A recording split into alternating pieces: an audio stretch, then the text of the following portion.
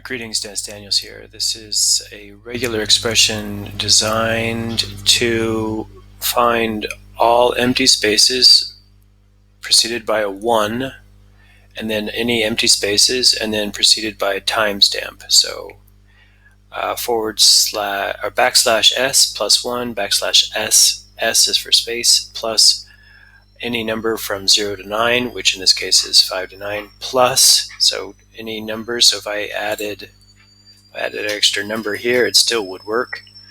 And any numbers after the colon,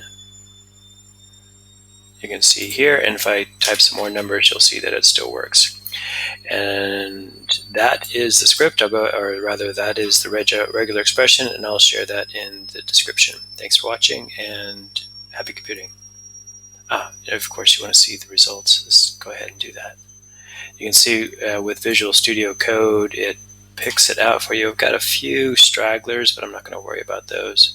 But that's a very nice feature of